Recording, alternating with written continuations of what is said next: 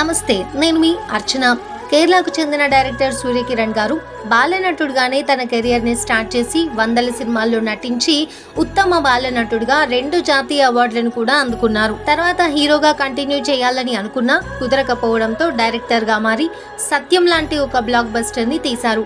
ఆ తర్వాత ధనా 51, రాజుబాయ్ లాంటి సినిమాలు తీసినా ఆరెంజ్ హిట్ ని అందుకోలేకపోయారు. కొంతకాలం క్రితమే తెలుగు బిగ్ బాస్ సీజన్ 4 కి కూడా వచ్చి ఫస్ట్ వీక్ లోనే ఎలిమినేట్ అవ్వడం జరిగింది. ఇక కళ్యాణి గారి విషయానికి వస్తే ఈవిడ కూడా కేరళకు చెందిన వాళ్ళే.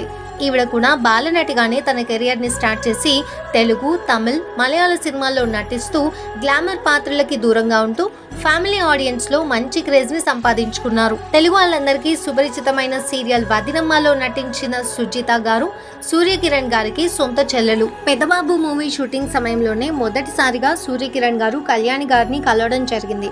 ఆ తర్వాత కళ్యాణి గారికి సూర్యకిరణ్ గారి చెల్లెలైన సుజిత గారితో మంచి ఫ్రెండ్షిప్ ఏర్పడింది. అలా 2 ఫ్యామిలీస్ క్లోజ్ అవ్వడంతో సూర్యకిరణ్ గారికి కళ్యాణి గారికి పెళ్లి చేస్తే బాగుంటుందని వాళ్ళ ఫ్యామిలీస్ డిసైడ్ అవ్వడంతో ధనా 51 షూటింగ్ సమయంలోనే వీళ్ళకి పెళ్లి జరిగింది. పెళ్ళయ్యాక 5 years బాగానే ఉన్నా ఆ తర్వాతే అసలు గొడవలు స్టార్ట్ అయ్యాయి. ధనా 51, రాజుబాయ్ లాంటి సినిమాలు పెద్దగా ఆడకపోవడంతో ఫినాన్షియల్ గా చాలా ప్రాబ్లమ్స్ ఫేస్ చేయాల్సి వచ్చింది. అంతటితో ఆగకుండా రిస్క్ తీసుకొని అప్పులు చేసి మరీ చాప్టర్ 6 అనే ఒక మూవీని తీయడం జరిగింది ఈ దంపతులు. అది కూడా డిజాస్టర్ అవ్వడంతో ఇంకా ప్రాబ్లమ్స్ ఎక్కువయ్యాయి. అప్పులు ఇచ్చిన వాళ్ళు రోజు ఇంటికి రావడం, నానా మాటలు అనడంతో కళ్యాణి గారు ఇవన్నీ తీసుకోలేకపోయారు. దీంతో ఉన్న ప్రాపర్టీస్ అన్ని అమ్మి మరీ అప్పులు కట్టారు.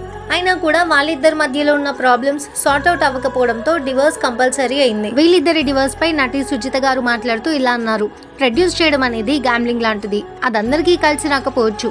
ఆ ఒక్క నిర్ణయం తీసుకోకపోయి ఉంటే ఇవాళ వాళ్ళ లైఫ్ వేరేలా ఉండేది. వదిన చాలా మంచిది. అన్నయ్యకి నాకు ఏజ్ గ్యాప్ ఎక్కువ ఉండడంతో గౌరవమే కానీ ఇలాంటి విషయాలు చెప్పేంత చనువైతే లేదు. వాళ్ళు సపరేట్ గా ఉండడంతో గొడవ పడే సమయంలో పెద్దవాళ్ళకి చెప్పే అవకాశం కూడా లేకుండా పోయింది. ఏదేమైనప్పటికీ అది వాళ్ళ పర్సనల్ లైఫ్ కాబట్టి నేను కూడా ఎక్కువగా ఇంటర్ఫియర్ అవ్వలేదు అని చెప్పారు. వీళ్ళిద్దరి విషయంలో మనకి ఏం జరిగింది అనేది క్లియర్ గా తెలియదు కాబట్టి వీళ్ళదే తప్పు అని ఖచ్చితంగా చెప్పలేము. కానీ మానవ సంబంధాలన్నీ ఆర్థిక సంబంధాలే అన్నారు కార్ల్ మార్క్స్ గారు. మన దేశంలో రాను రాను విడాకులు తీసుకునే వారి సంఖ్య చాలా పెరుగుతుంది. విడాకుల కేసులు ఇంతలా పెరగడానికి కారణాలు ఏంటని సర్వే చేసినప్పుడు ఈ కారణాలలో మొదటి ప్లేస్ లో ఉంది ఇల్లీగల్ అఫైర్స్. అలాగే 2వ స్థానంలో అంటే దేశంలో 20 నుండి 40% మంది ఫైనాన్షియల్ ప్రాబ్లమ్స్ కారణంగానే విడాకులు తీసుకుంటున్నారు. డివోర్స్ అయిన తర్వాత కళ్యాణి గారు ఈ విషయాల గురించి ఎక్కడా మాట్లాడలేరు. కానీ సూర్యకిరణ్ గారు మాత్రం చాలా ఇంటర్వ్యూలలో ఆవిడ టాపిక్ వచ్చిన ప్రతిసారి కళ్ళల్లో నీళ్లు తెచ్చుకునేవాళ్ళు. పర్సనల్ ఇంకా ప్రొఫెషనల్ లైఫ్ అనుకున్నంత హ్యాపీగా లేకపోవడంతో ఆయన మద్యపానంకి బానిసయ్యారని చెప్పొచ్చు. ఆ క్రమంలోనే అనారోగ్యంతో ఆయన నిన్న మరణించడం జరిగింది. ఏదేమైనప్పటికీ సూర్యకిరణ్ గారి ఆత్మకి శాంతి చేకూరాలని మనందరం కోరుకుందాం. ఈ విషయం పైన మీ ఒపీనియన్ ఏంటి అన్నది కామెంట్ సెక్షన్ లో కామెంట్ చేయండి. అలాగే ఇలాంటి మరిన్ని ఇన్ఫర్మేటివ్ వీడియోస్ కోసం మన ఛానల్ని సబ్స్క్రైబ్ చేసుకొని ఆ పక్కనే ఉన్న బెల్ ఐకాన్ని యాక్టివేట్ చేసుకోండి. Thank you so much.